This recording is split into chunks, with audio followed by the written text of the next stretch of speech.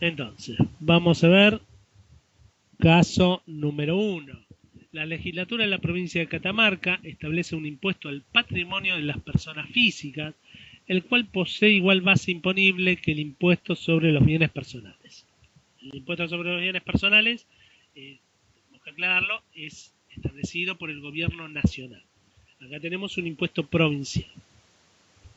Dicho gravamen está destinado a financiar la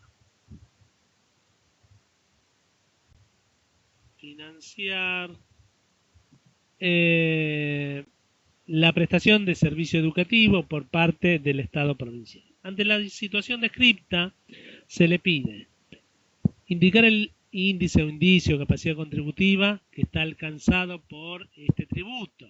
Bueno, recordemos que yo lo que grabo es una riqueza. ¿Cómo se evidencia esta riqueza? ¿Cómo veo quién tiene riqueza y quién no tiene riqueza? ¿Cómo se exterioriza la riqueza? A través de lo que llamamos indicios o índices de riqueza o de capacidad contributiva. Si es un índice, es algo evidente, es algo que yo capto en forma manifiesta, en forma directa. Entonces, ¿cuáles son índices de capacidad contributiva?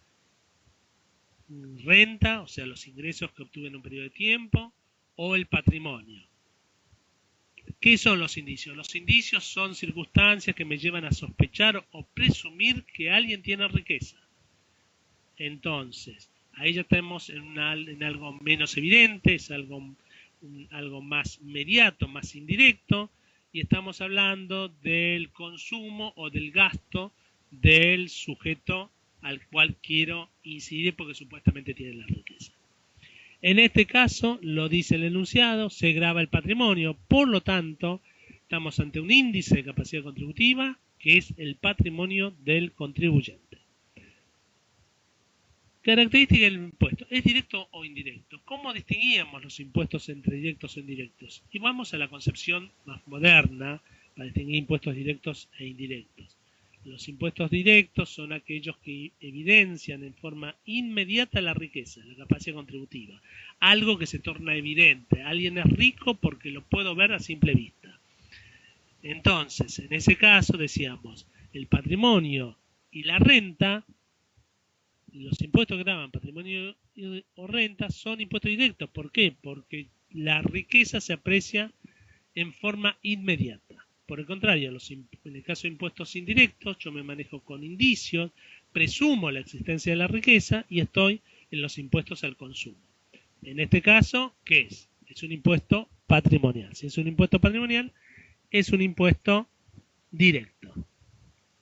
¿Quién es el sujeto pasivo del impuesto? Lo dice el enunciado, las personas físicas. ¿Recae sobre el patrimonio de personas jurídicas? No, únicamente sobre personas físicas. Las personas físicas son los contribuyentes del impuesto, de este impuesto. Objeciones de índole constitucional o legal que pueda formularse. Bueno, primero que tenemos que decir, ¿hay algún principio capaz de imposición de los que vimos enumerados en la Constitución Nacional que se incumpla? Legalidad ha sido establecida por una ley de la provincia, de la legislatura de la provincia de Catamarca, el Congreso Provincial, no se incumple legalidad. Todas las personas físicas están alcanzadas por el tributo, por lo tanto se respeta igualdad, generalidad, proporcionalidad, porque se grava, seguramente se va a grabar con un porcentaje del patrimonio. No confiscatoriedad, bueno, habría que ver el porcentaje. Por lo general estos impuestos al patrimonio son impuestos con una alícuota muy baja. Entonces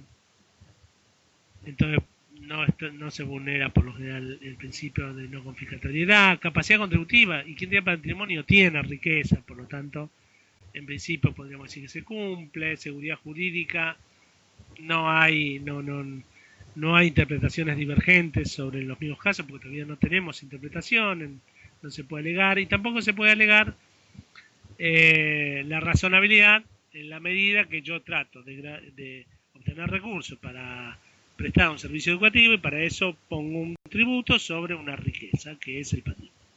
No hay principio de constitucional que pueda ser alegado. Ahora, yo Yo tengo una situación acá. Tengo un impuesto al patrimonio que coincide con el impuesto, o sea, un impuesto provincial al patrimonio que coincide con el impuesto nacional.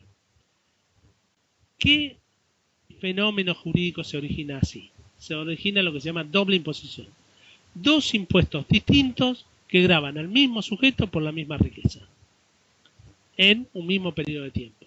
Eso se llama doble imposición, y acá tenemos una doble imposición jurídica, porque es el mismo sujeto, e interna, porque se da dentro de la frontera de nuestro país. Pregunta, ¿la doble imposición es inconstitucional? Hoy día se está hablando de gravar con un impuesto a las altas fortunas, un impuesto patrimonial a las altas fortunas, aquellos que posean más allá de 10.000 millones de pesos. Pero ya está el impuesto sobre bienes personales. Le pongo un nuevo impuesto. Hay quien dice, hay doble imposición, es inconstitucional. No, falso. La doble imposición no es un principio que esté regulado, que esté previsto en nuestra Constitución Nacional. Hay constituciones provinciales que sí lo prohíben. Por ejemplo, la Constitución de la provincia de Chaco. No es el caso de la Constitución Nacional. Es más, hay un fallo corte que en el caso del impuesto a las ventas en la provincia de Buenos Aires, que coincidía con el impuesto a las ventas de la Nación en el año más o menos 1930, dijo, la doble imposición es totalmente válida desde el punto de vista constitucional. Ahora, ¿qué pasa? Para evitar estas situaciones de doble imposición, que pueden surgir por facultades concurrentes que tienen la Nación y las provincias, vamos a aclarar lo siguiente, porque este tema todavía no lo vimos. En materia de estados federales, donde yo tengo una organización política entre distintos niveles de gobierno, nación, provincias, municipios, cada uno de esos niveles de gobierno tiene potestades tributarias, por lo tanto puede poner sus propios impuestos. Como cada jurisdicción puede establecer sus propios impuestos, se puede llegar a situaciones de doble o múltiple imposición. En Argentina, para evitar esas situaciones de múltiple imposición, se llegó a un acuerdo, a un pacto, podríamos decir, entre nación y provincias, a lo que se llama una ley convenio. Esa ley convenio llamamos Ley de Coparticipación Federal. Y en función de la Ley de Coparticipación Federal se distribuyeron las potestades tributarias entre nación y provincia. Es decir, desde un punto de vista constitucional, la nación puede establecer impuestos indirectos en forma concurrente con las provincias. Ambas jurisdicciones pueden establecer impuestos indirectos. En materia de impuestos directos, únicamente lo puede establecer las provincias. La nación puede establecer impuestos directos por tiempo determinado y en tanto y en cuanto eso se vea justificado por el bienestar común o situaciones de emergencia. Entonces, si ustedes se fijan, todos los impuestos nacionales directos, como ser ganancias, bienes personales, mínima presunta, son impuestos que tienen una fecha de vigencia. ¿Por qué? Porque tienen por mandato constitucional que ser por tiempo determinado. Ahora, como ambas jurisdicciones pueden establecer tributos, entonces se firmó esta ley convenio que llamamos Ley de Coparticipación Federal de Impuestos. Y en función de eso se repartieron las potestades tributarias. La nación acordó recaudar la mayoría de los tributos y repartir esa recaudación con las provincias. De ahí el nombre de coparticipación. Les da parte de los recursos a las provincias. ¿Para qué? Para que las provincias, a su vez, no pongan el mismo tributo que la nación. Entonces, hay una limitación en la ley de coparticipación federal, la ley 23.548, que impide a las provincias establecer un impuesto análogo a los vigentes en la órbita nacional. ¿Qué impuesto pueden establecer las provincias? ¿Cuáles son las excepciones a esta limitación? Ingresos brutos, patentes, inmobiliario, herencias y sellos. Son los 5 impuestos que pueden sí establecer las provincias y que tienen habilitado por la ley de coparticipación. Además, las tasas que efectivamente constituyan la contraprestación de servicios prestados en forma individualizada a los contribuyentes. Entonces, en este caso, lo que se vulnera no es la Constitución, sino lo que se vulnera es una norma legal. Más exactamente, Catamarca está vulnerando la Ley de Coparticipación Federal de Impuestos, porque está estableciendo un impuesto que tiene la misma base imponible que el impuesto nacional. Entonces, ahí es la objeción jurídica que pueden hacer los contribuyentes que estén alcanzados por este dogma. Siguiente ejercicio. A través de un decreto del Poder Ejecutivo Nacional con vigencia a partir del 15 de enero del 2007, el gobierno establece un impuesto que recae sobre las tenencias de activos monetarios consistentes en divisas extranjeras depositadas en entidades financieras y cajas de valores en nuestro país. El gravamen se calculará e ingresará en forma trimestral dentro de los 15 días corridos de cerrado el respectivo periodo trimestral. Con fecha 1 de julio del 2017, el Congreso Nacional sanciona una ley ratificando los términos del decreto mencionado. Ante la situación planteada se le solicita 1. Índice o indicio de capacidad contributiva alcanzado por el tributo. Bueno, en este caso estamos gravando las tenencias de activos monetarios, es decir, dólares depositados en bancos, por ejemplo, bajo la forma de plazo fijo, caja de ahorros o en caja de valores, que son las otras entidades que pueden recibir depósitos de los ahorristas. Por lo tanto, si grava la tenencia de un determinado bien, de la especie de un bien, entonces se trata de un impuesto de naturaleza patrimonial. ¿Por qué? Porque los impuestos patrimoniales gravan precisamente la tenencia de bienes en una fecha determinada. En este caso, a la finalización de cada trimestre. Consecuencia, se trata de un índice de capacidad contributiva que es el patrimonio. La riqueza exteriorizada es el patrimonio. Tipo de impuesto. ¿Se trata de un impuesto directo o de un impuesto indirecto? Bueno, nos da la misma respuesta que vimos antes. Se trata de un impuesto directo. En cuanto al elemento temporal, es un impuesto instantáneo porque depende de lo que yo tenga al cierre del trimestre, lo que voy a pagar de impuesto. Hay un instante en el cual se verifica el hecho imponible. Precisamente, ¿cuál es el hecho imponible? Es la tenencia de un depósito en moneda extranjera, en una entidad bancaria o en una caja de valores.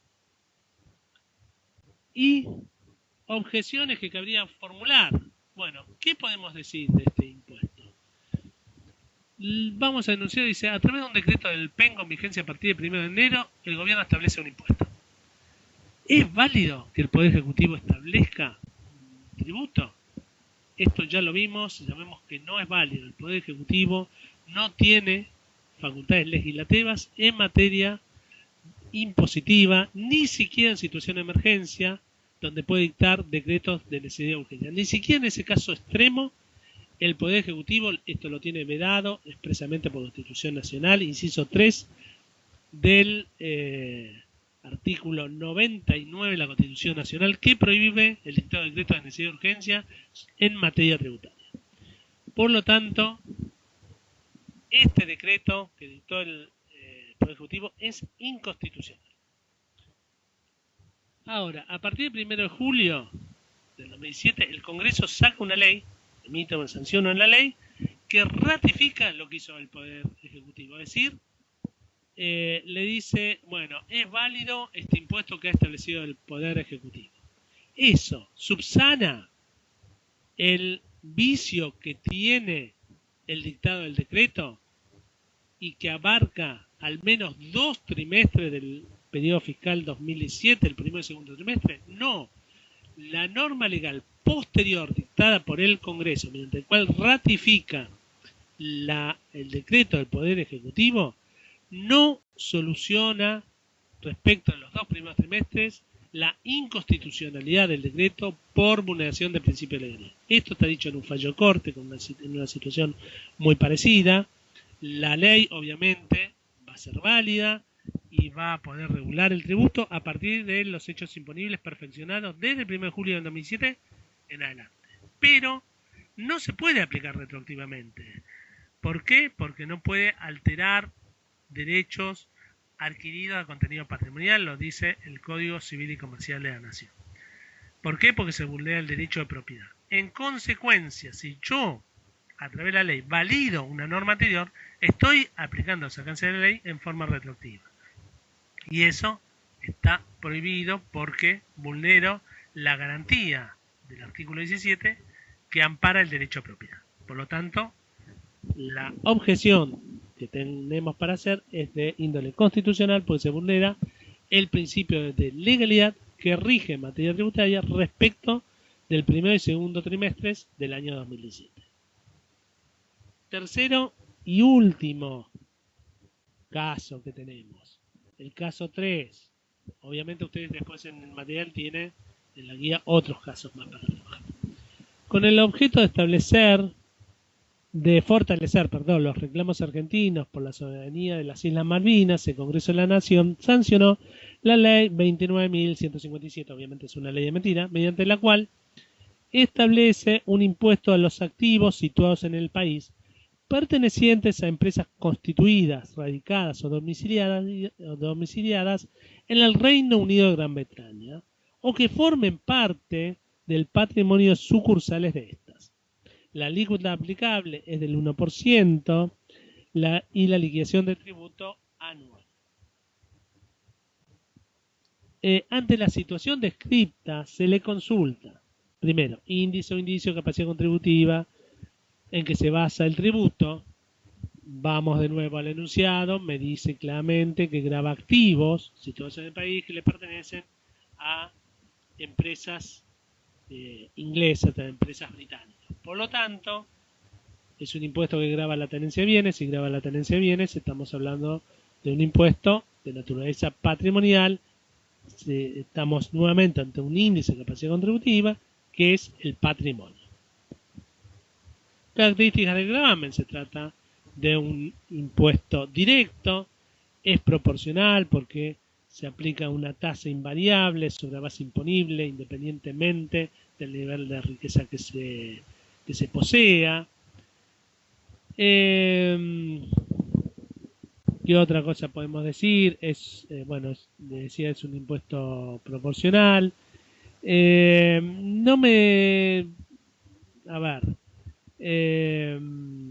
hecho imponible es un impuesto de liquidación periódica. Es un impuesto de liquidación periódica porque se basa en un determinado periodo de tiempo y en función de los bienes que tenga la empresa británica al finalizar ese periodo de tiempo se liquida el gravamen. Eso no quita que el hecho imponible sea instantáneo.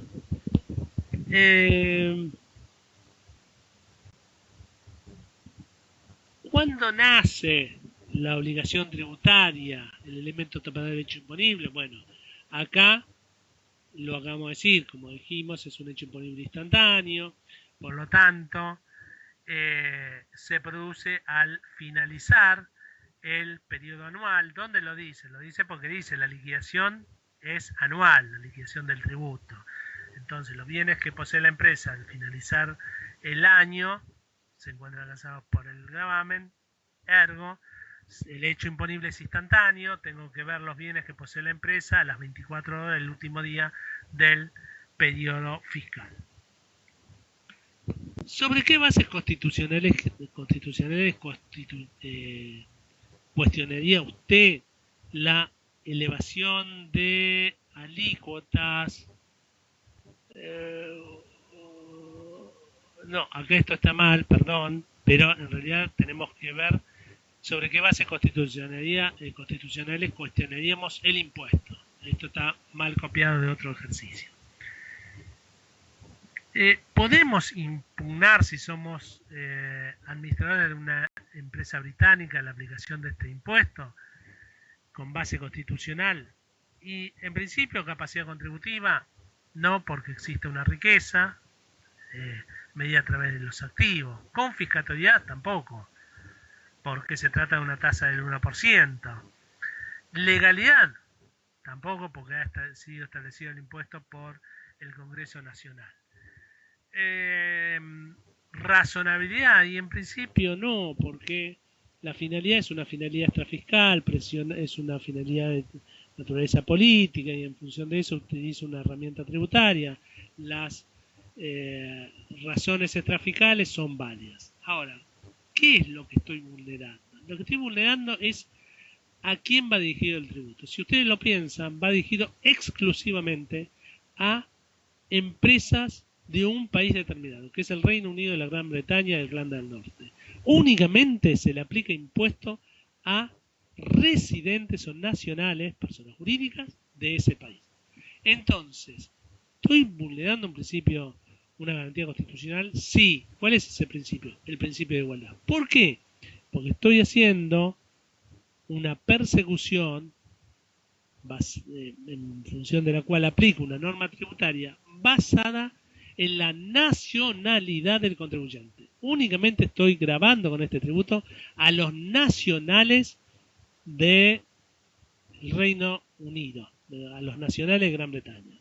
Por lo tanto, vulnero el principio de igualdad que rige en materia tributaria y, en consecuencia, este impuesto es inconstitucional. ¿Por qué? Por vulnerar el artículo 16 de la Constitución Nacional, cuando dice que la igualdad es la base de los impuestos y las cargas públicas. Esto no se está respetando, más teniendo en cuenta la jurisprudencia de la Corte que dice según la igualdad, cuando el tributo o la excepción al pago, cualquiera de las dos cosas, se establezca en función de nacionalidad, religión, color de piel o raza.